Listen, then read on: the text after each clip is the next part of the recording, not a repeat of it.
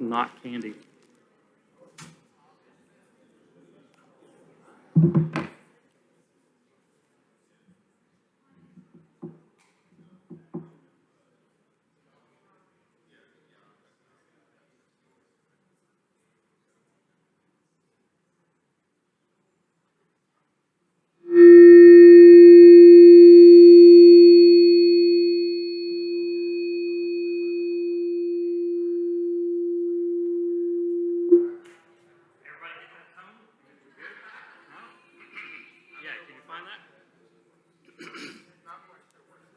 Thought that was Ken. I was like, whoa. All right, it is time. So thank you everybody for being here this evening. You probably turn that down a little bit, or a lot bit. I'm loud enough as it is. Thankfully, Brian Boyd is here. We appreciate him in the back. But thank you for being here for worship this evening. And we're going to be starting off with 898, Paradise Valley. As I travel through life with trouble and strife, I've a glorious hope to get cheer on the way. Soon my toil will be o'er, and I'll rest on that shore where the night has been turned into day. Up in the beautiful Paradise Valley by the side of the river of life. Up in the valley, the wonderful valley, will be free from all pain and all pain and all strife. There we shall live in the rose-tinted garden, be the shade of the evergreen tree. How I long for the paradise valley, where the beauty of heaven I'll see. As I roam the hillside, or into the tide, as I look the sweet flowers that grow in the dale, a faint picture is there of a land bright and fair, where the radio of flowers are fair. Up in the beautiful Paradise Valley by the side of the river of life. Up in the valley, the wonderful valley, will be free from all pain and all strain and all strife. There we shall live in the rose-tinted garden, be the shade of the evergreen tree. How I long for the paradise valley, where the beauty of heaven I'll see.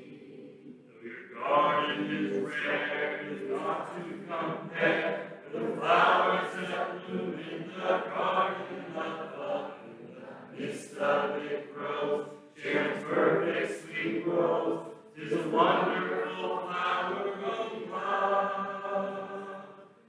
Up in the beautiful Paradise Valley by the side of the river of life. Up in the valley, the wonderful valley, will be free from all pain and all strife.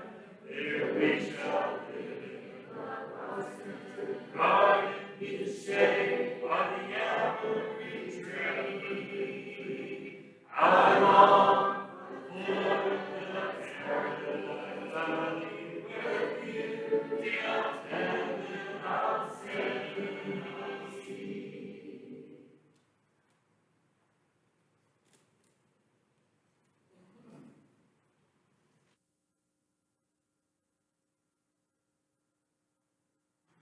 Sorry, I was waiting for a cue. I didn't get one. Good evening.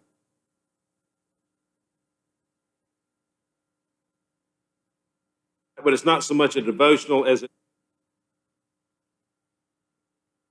to reintroduce you to our evangelism initiative that we have going on, kind of explain a few things.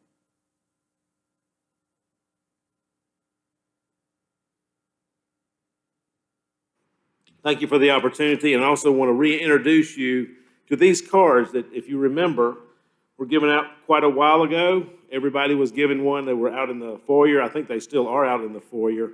But what this is this is kind of our continual circle of our evangelism initiative. It's what's called the model. And what this is a continual circle of getting names, bringing them in here, introducing them to Jesus, and keeping them in the building, keeping them looking for Christ, living as Christ would have us to live. So that's what this circle is, full circle. Tonight, I know Lou's been up here talking to you about this. We have Gerald now that is kind of the coordinator of the whole thing. I'm up here tonight to talk about two aspects of it. I am the person that's trying to promote and keep going the growth groups that we have going on at church right now. So I've got a team of growth group leaders, which you all should know if you've been involved with growth groups. And what we've done is growth groups, because one, if you have a whole group, you break it up into smaller groups, it's easier to manage. So it just makes sense to utilize those groups to get things done with our evangelism initiative. So what we do is growth groups are involved in two of these aspects. The first two of these aspects, to be more exact, that's the contacts and the prospects. For the contacts, that's the cards that Chris has been showing you, the name cards. We keep stocked in the hall, in the foyer, and in the rotunda down there, or is it to the left, Lou? Is that where our evangelism is? To the left? There's a table over there that has them on there. We need these cards filled out. And it doesn't matter the people or the reason. Even if it's somebody that you feel like is feeling down or had some bad luck. Whatever it may be, fill it out and bring them into us. We've got other avenues to get names to send cards to, which is the house-to-house and a new movers list that we get as well. But these cards are generally people that you either know or are acquainted with, and we would really love to have the congregation giving us those names so that we can reach out to them. So, as you know, if you've been involved with growth groups, before we had a system where every week there was a couple of groups in charge of cards. Okay, we revamped that because it just wasn't working. So to let you know, we now, or actually Gerald and Lana have come up with this plan of one time a month is all that we're asking. So one time a month on the second Sunday, your growth group leaders will have a stack of cards. They know where they're at. They'll have them before services on Sunday morning throughout the day. And what we're wanting to do is get all the cards done on that one day and have them returned that same week. And then that's it. That's all the elders are asking us to do as far as right now with this evangelism initiative. It's just a matter of taking the time to do it, thinking a little bit, and writing down a name.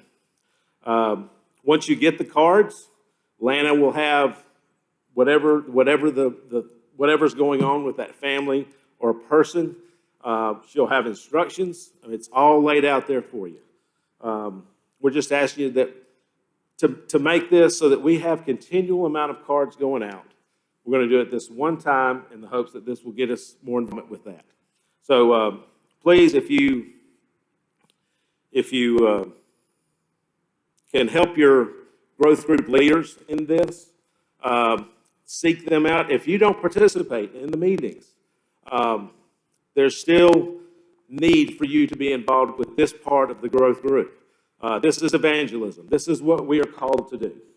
And this is just the first steps in the whole process. Without these steps, these cards getting to these people, we can't complete the circle. This initiates the circle. This gets the circle going. This keeps the circle going. And that's something that is long-term. There's no end dates to this. This stays going on all the time. So just ask you to please embrace it. Please get involved with it. Please help your growth group leaders. And if you're not going to be at the meeting, let them know. They'll have the cards. You can sign them before church, in between church and class, after church. They could probably even work out something else for you to be able to get to sign the cards. So I'm just asking you to please participate in this. I know I've got a smaller group here. This may be presented again when we have a larger group. But this is a family initiative. This is for everybody to be involved with, and there's really no reason for us all not to be involved with it. I don't know if I'm covering everything that I wanted to cover, but one part of this I want you to understand is when you say the word evangelism, some people get really uptight about it. Neither one of these that we're asking you to do involves a personal contact or even any biblical knowledge necessarily to do. This is just the first steps to get it going. And it's essential for it to be effective. And one thing about Peachtree City is that we have a tendency to overdo things and do things very well when we participate and when we talk about it and when we encourage each other to do it. Let's get excited about it, and let's keep this thing going. I know we have Thrive coming, and everybody is excited about it. I'm excited about it. It's going to be a great thing. But Thrive has a start and an end. This does not. So let's not override this and forget about it, as can be easily be done. So I want to thank you for those that do have been participating. And please, if you haven't, or if you don't know your growth group leader, let me know, and I will take care of that. I guess the one thing I kind of wanted to leave with you to have on your heart is that whether or not you grew up in the church, especially if you've already put Christ on in baptism, you were evangelized too at some point. You had to be, or you wouldn't know Christ. So keep that in mind, because even if you combined all of the churches around the world in one building, there's still no more people outside those walls than would be inside those walls. And that's who we're trying to reach, except we've consolidated to our community. And so I just would want to leave you with that. Please reach out if you have any questions. And, let's take this thing and take it serious, and let's get it done and get it going. So thank you very much. As always, an invitation is always extended to anyone who has any need, whether it be to put on Christ in baptism, a prayer, a card. So if you have any need, just please come forward as we stand and sing. All right, we're going to be singing number 47, Holy, Holy, Holy. We're going to kind of keep it upbeat. It usually has a tendency to turn into a dirge at some point. Holy, holy, holy, Lord God Almighty, early in the morning, our song shall rise to thee. Holy, holy, holy, merciful and mighty, God in three persons, blessed Trinity. Holy, holy, holy, Lord God Almighty, all thy works shall praise thy name in earth and sky and sea.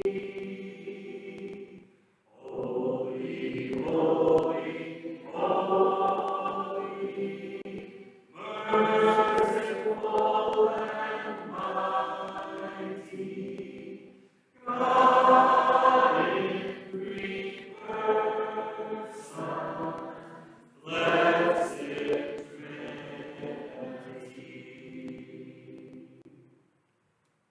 Think of that with me. Dear Heavenly Father, thank you so much for this worship assembly. Thank you for this church, Peachtree City Church of Christ, here in Peachtree City, Georgia. Lord, thank you for us being in here. in this building, this day and time where we have the ability, the respect, the authority, and the right to share your word with other people. We know that we don't need those from this worldly union, but Lord, we thank you for the opportunity to go throughout our friends, family, and neighbors to be able to proclaim your word. Lord, please be with us this evening as we learn more about you, your son, the scriptures that were shared, the people, men and women of the Bible, the examples that they set for us. Help us to take that into consideration. Lord, help us to be prayerful to you.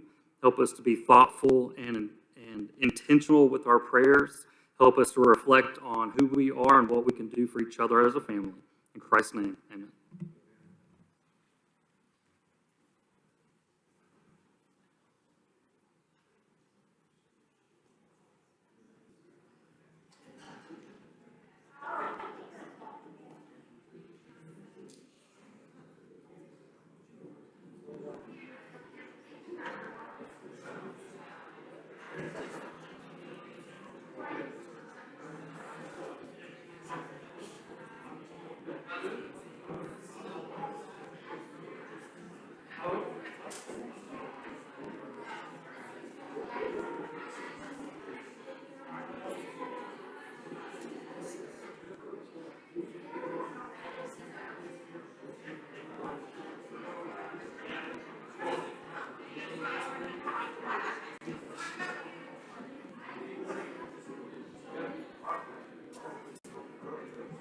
Ben didn't get a chance to say it, but last night they were so scared that they forfeited.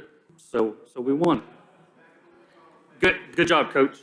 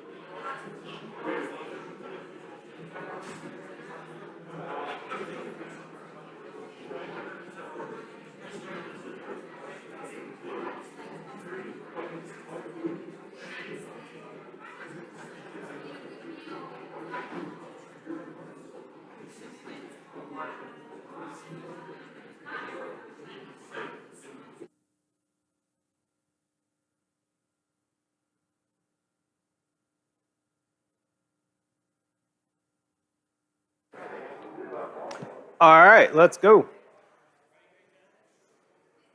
I want to say thanks to Brian for reinforcing our evangelism effort. I do like initiative, though. That was a good word. I appreciate that. The evangelism initiative makes it sound very important. It is very important. So we need to look at it like it's very important. And Brian emphasized that tonight. So thank you. We are continuing with Joshua tonight. We're actually going to get into the actual book of Joshua tonight. So how about that? I know we spent 2 weeks not in Joshua. So we're going to bridge that gap, or cross that bridge, maybe is the better way to put it. Did you know that there is one country on the face of the earth that is a sovereign nation, but they have no territory? Does anybody know what that is?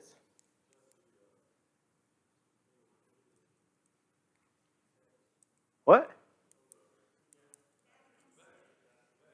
Well, they have territory, technically. It's their little walled-off piece of, I guess, in Rome, right? It's called the Sovereign Military Order of Malta. It's been around. Listen, I'm not getting into the details because it's long and boring. It's been around for like 1,000 years. You're going to love it, Aaron. Go look that up tonight. You'll stay on YouTube for hours with this thing. Anyway, again, it's been around like 1,000 years, and it has moved all over Europe, depending on what's going on at the time. But currently, they have no territory whatsoever. There's a couple of buildings that they're in that they don't even own. So they do not own territory. It is a sovereign nation with no territory. There's also some piece of land somewhere that doesn't belong to anybody. I forgot to look that up, though. I've heard of that before. But I say that to say we're talking about a group of people, a nation of people who, if you think about the idea of being a sovereign nation, that means that you are autonomous, you're self-ruling, you don't answer to any outside power or outside country or influence, which would describe, I think, at this point, after 40 years of wandering in the wilderness, there is a governmental structure. There is a law that they're going by now that was given to them by God.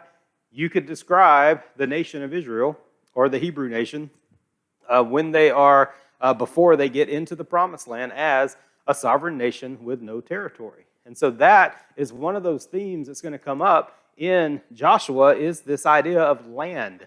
The whole point of this right now, where we are right now in the story, is land. They were promised a land all the way back in, Genesis chapter 15, when God made the covenant with Abraham. And they made that covenant, and Abraham actually left his home and went to that land. And he was there long before the Israelites would be there.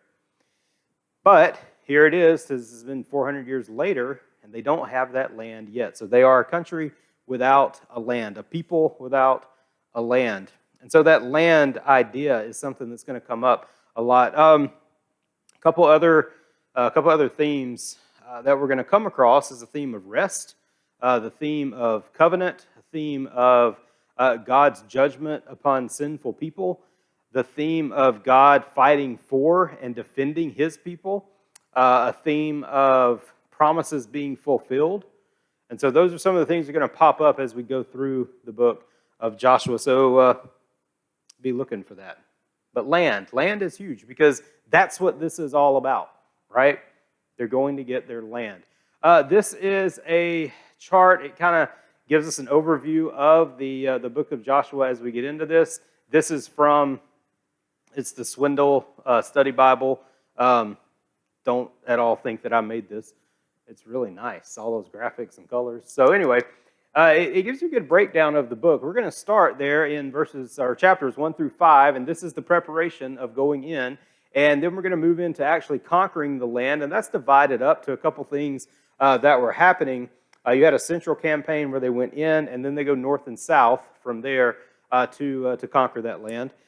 From there, you see the dividing of the land, and that's among the different tribes. You see several chapters are spent on that, and he actually breaks it down a little more here. And then you have some of the closing stuff there at the end, the conclusion, warning the victors. Obviously, they are to wipe out everyone in the land and not participate in the idol worship and different things there. And so anyway, that's a good breakdown. I found that and thought it was neat, and I think that's a good thing to look at. If you want the file, I'll send it to you, or you can just Google it on this Insight for Living Ministries, and it'll be there too.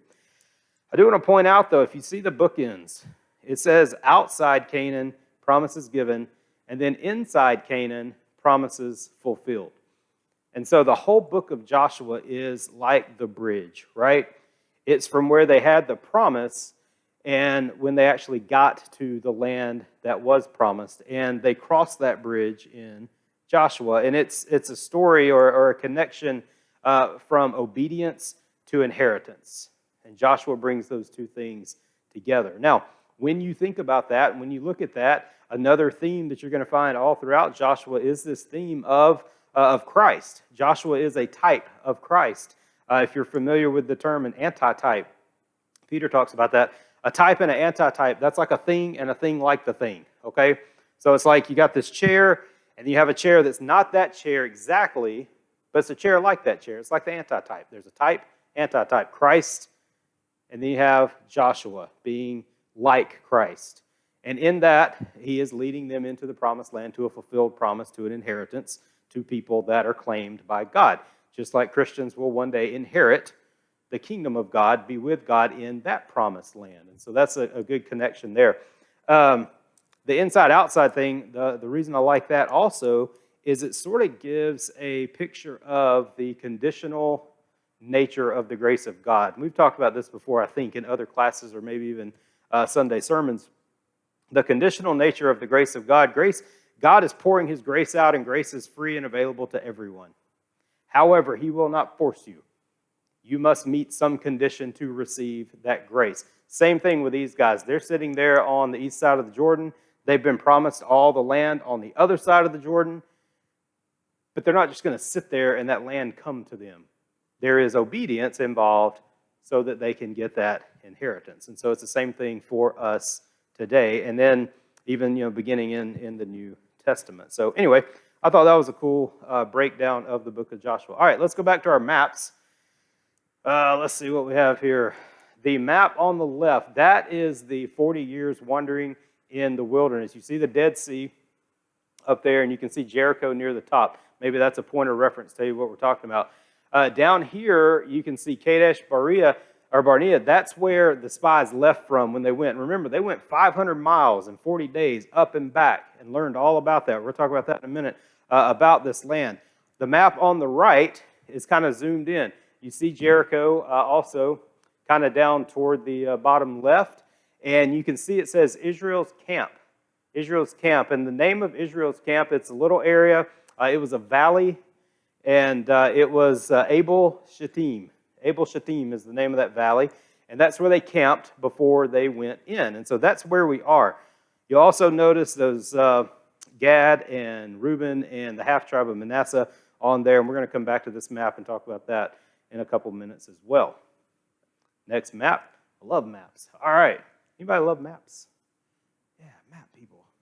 Solidarity. All right. The map on the left, we zoom in a little bit more, and you can see Abel Shittim over there, right above where it says Plains of Moab. You see Jericho. And this is actually a map that kind of goes along with chapter 2, 3, 4, and 5, talking about Jericho and Ai. So we'll get a little deeper into that as we go. And then on the right, I think we looked at that one last week. That's everything after they got in and divided the land up. So just to kind of know where we are, we're on the east side of the Jordan. We're camped out there in this valley, and we're waiting for further instructions. And that's where Joshua chapter 1 really begins. There in Deuteronomy 34, Joshua the son of Nun was full of the spirit of wisdom, for Moses had laid his hands on him. So the people of Israel obeyed him and did as the Lord commanded Moses. The Lord had commanded Moses. Say that to say this. This is that commissioning of Joshua. Joshua has been selected. He's been brought before the people. God has spoken to him. God has spoken to Moses about him. God has presented him to Moses and to the people. He has been commissioned to take over when Moses dies. And so this is that happening, and we understand that now he holds that position that Moses also held. Now, what you could think of with the book of Joshua, and especially in chapter 1, it's kind of like the green flag dropping at a NASCAR race, right? That's the beginning. That's when it starts. And if you're a NASCAR fan, I bet you I know exactly what Trent Burnett thought when he saw this. He thought Boogity, boogity, boogity, let's go racing, boys. Anybody know what that means? Like, for real, show of hands. There's a couple. Okay. It's Darrell Waldrop. It's what he used to say when they did it. Didn't never. Okay, whatever. All right. So, y'all got to watch. NASCAR's really fallen off, though. I've been very disappointed in the last few years. Lana and I, no kidding, Lana used to go to NASCAR races. It is a different breed of people. And I can't tell you whether we fit in or not. I'll let you decide. Depending on where we sat. It was cool, though, outside of, we used to go to Talladega and Atlanta a bunch. And outside of Talladega, right in turn 1 and 2 there, we had a friend at Auburn, and they had a campsite set up for the whole week, not the race weekend. They were out there from Sunday to Sunday. And it was right by the airport, so you got to see all the cool jets landing with all the guys on them. And it was this big, it was like a 20 by 10 tent. And I think we did it with them at least once, maybe twice, is that they had full-on worship service that Sunday morning before the race. Right there outside turn 1. I've seen tires go over that wall. And so here we are having church right outside the racetrack, and then you go to the race. That was pretty cool. So anyway, and enough about that. I don't have time for all this. We were at Dale Earnhardt's last win in the year 2000 at Talladega. You remember that? And then he died the next year. Hold up your 3 for Dale Earnhardt. Okay, so Joshua chapter 1, it's like the race is starting, and here's why that matters, because when a race starts, normally there's not a lot of bumping going on. You remember Rubbin's racing? You remember all that? There's not a lot. They kind of just line up and get in a groove, and everybody gets comfortable on the track, and they get in their spot, and they take a few laps. It's not until the race kind of gets moving. You get down to about a third of it, right? Somebody all of a sudden gets a little impatient. Somebody's tired of being second. Somebody might be tired of being 10th, and people start moving around, and they start jockeying for position, and action starts happening. Joshua's like that. It's not a slow start. It's a start. And so here is where we start. As we get to the center of the book, kind of the middle of the race, there's going to be a lot more action going on. And it kind of structures that way. So let's look at this and see if we can get through Joshua chapter 1 in 10 minutes. All right. Joshua chapter 1, after the death of Moses, the servant of the Lord said, Joshua son of Nun, Moses' assistant, Moses, my servant, is dead. Now, therefore, arise, go over this Jordan, you and this people, into the land that I'm giving them to the people of Israel. Every place that the sole of your foot will tread upon, I have given you, just as I promised to Moses, from the wilderness and this Lebanon, as far as the great river, the river Euphrates, all the land from the Hittites to the great sea toward the going down of the sun shall be your territory. All right, so we start off here with God speaking to Joshua, reiterating, you have been commissioned now to lead these people. Moses is dead. You remember last week we kind of talked that if you were just to pick up the book of Joshua and start reading, it reads like a sequel. It's like part 2 of a story. And it really does, because at this point you may be saying, well, who's this Moses? I need more information about him. Well, we learn all that, right, from Exodus. What is this land and this promise?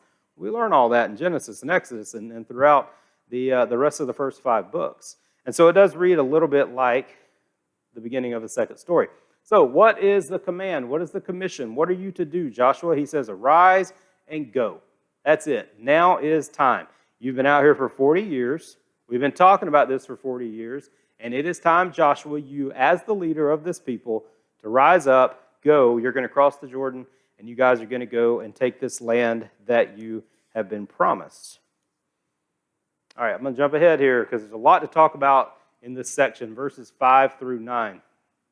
It says, no man shall be able to stand before you all the days of your life, just as I was with Moses, so I will be with you. I will not leave you or forsake you. Be strong and courageous, for you shall cause this people to inherit the land that I swore to their fathers to give to them. Only be strong and very courageous, being careful to do according to all the law that Moses my servant commanded you. Do not turn from it to the right hand or the left, that you may have good success wherever you go. Verse 8, this book of the law shall not depart from your mouth, but you shall meditate on it day and night, so that you may be careful to do according to all that is written in it.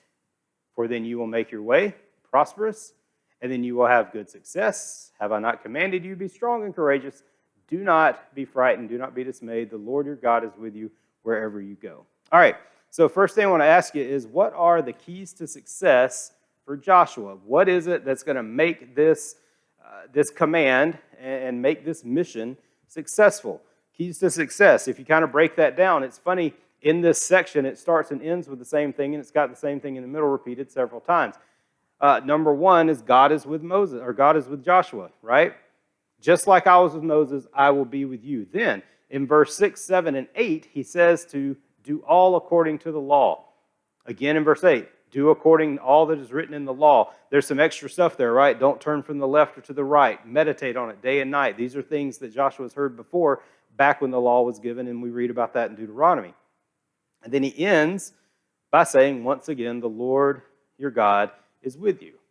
So you've got this little sandwich. I'm with you. Do all according to my law. I am with you. That is the key to success. If those things are true and if those things happen, Joshua will indeed take these people into the land successfully. Okay? Any questions, comments about that? Good. Next. All right. Now, this phrase comes up several times. In fact, if you wanted to give chapter 1 a title, you would title it, Be Strong and Courageous. So 3 times we see that show up just in 5 through 9, just in, 5 verses? Be strong and courageous in verse 6, there again in verse 7, and there again in verse 9. You may remember back in Deuteronomy 31, we talked about this last week. Verse 7, Moses told Joshua, be strong and courageous. And then God, in verse 23, it says, be strong and courageous. So when we're done with this, Moses will have told him this one time, God will have told him this 4 times, and then the actual people of Israel in the camp will have told him this one time as well. Seems like something very important. So my question is, why all this let me go back. All right, why all the emphasis on being strong and courageous? Was there something to fear? Was there something where your strength is going to matter and there may be an opportunity to back down or to cower and to be afraid? Like what happened back in Numbers 13 and 14? Remember when they went up in the land? 40 days they were gone. They came back. Now, what we know about that and remember most is that 10 spies said, we can't do it. Caleb and Joshua said, oh, yes, we can. We could go tonight.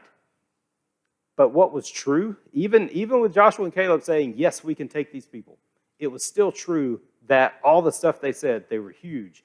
They had big, mighty, powerful cities with big, mighty, powerful walls, and they probably could outgun us, and they could outweapon us, and probably outfight us. All those things were true.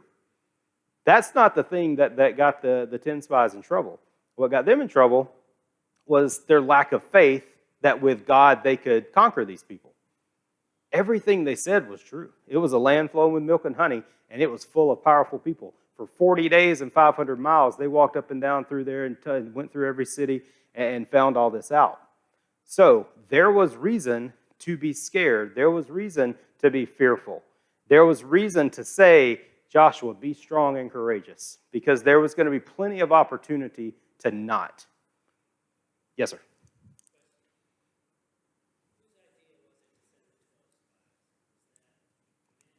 God through Moses.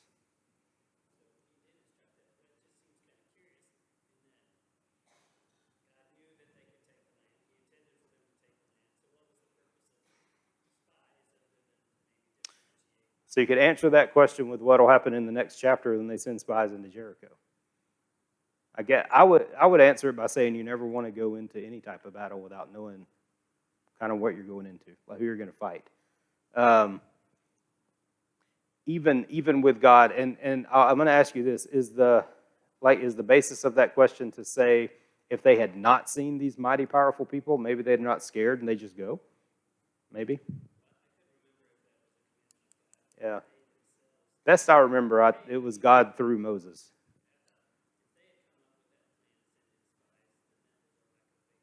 Yeah, from the beginning. Sure. Yeah. Yep. It's a good question. So be strong and courageous, mentioned 3 times here. It'll be at the end of the chapter as well, 4 times in this chapter, twice in Deuteronomy. And part of it is really because there's going to be lots of opportunity not to be strong and not to be courageous. So Joshua, even after 40 years of wondering and waiting, his faith never wavered, right? Joshua felt the same 40 years later, 39 years later. now when they're about to go in, as he did when he did come back from spying with Caleb. He was ready to go, and he knew God would carry them through. But let's look at this. Each time this is stated, be strong and courageous, by God, he gives a different reason after it. So first, see that. Be strong and courageous, for you shall cause this people to inherit the land. So in other words, Joshua, you need to be strong and courageous because you are the catalyst. You are the facilitator. You are the leader. And Joshua's faithful actions are going to result in their success. And you think about this, his strength and courage is going to influence the nation of Israel's strength and courage as they go from city to city. You think about anytime, and I'll use this example, on an airplane. I'm not a scared flyer. I fly okay. It's no big deal. But if there is turbulence that seems a little rougher than normal, or maybe it lasts a little longer than normal, I always watch the flight attendant. If she looks nervous, I will be nervous. Now, I know she's been trained to never look nervous. I got that. But just in case, I'm going to watch that flight attendant. And if she's just still serving Cokes, then I'm like, I'm good. I'll take another Coke. So whatever Joshua's response or Joshua's reaction is, whatever emotion he displays when they go through here conquering people, or when they encounter people who may look stronger than them, or a city that is fortified where it looks like it's just too much for them to take, as long as he is strong and courageous, they too will be strong and courageous. Kind of makes you think back that as long as Moses' hands were up, they were winning, right? So Joshua, as long as you are strong and courageous, it will be contagious. And they're going to carry that same attitude. The next one there in verse 7, be strong and very courageous, being careful to do according to the law. Question here is, does it sometimes take courage and strength to follow God's commands? Oh yeah, big time. Especially when you're in the minority, right? Especially when you may be the only one doing it, especially when it's a time where you may have to enforce those commands. You may have to enforce that law, which Joshua will have to do for this people. And so Joshua, there's going to be a time when God has told you to do something, and just like every other human being, in the back of your mind, you're going to be like, oh, that sounds like a terrible idea. I'm sorry, march around the city and don't do it. Okay, great, gotcha. He's going to do it with confidence, and he's going to do it just like God said. They're going to follow him, and he's going to be blessed because of it. Sometimes it takes a lot of courage and a lot of strength to follow God's commands, setting forth that example. Third time down there, it says, be strong and courageous, do not be frightened or dismayed, for the Lord your God is with you. So here we kind of have the faith over fear, right? Be strong and courageous. Why? Because God is with you. Now that kind of applies, and it's kind of the blanket statement. You think about this idea of faith over fear.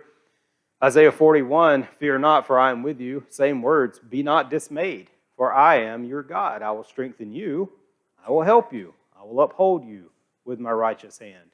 If we are following God, if we are God's people and God is with us, then we have no reason to fear. 2 Timothy 1, verse 7, for God gave us a spirit not of fear, but of power and love and self-control. You relate that to 1 John chapter 4, there's no fear in love. No fear in love. And if God is love, then there's no fear in God. And if we are in God, then we have no reason to fear. It says, love cast out fear. Fear has to do with punishment. Whoever fears has not been perfected in love. And so 3 different times we see God say, be strong and courageous. And 3 different times it seems like it's almost for a different reason. There's going to be different reasons.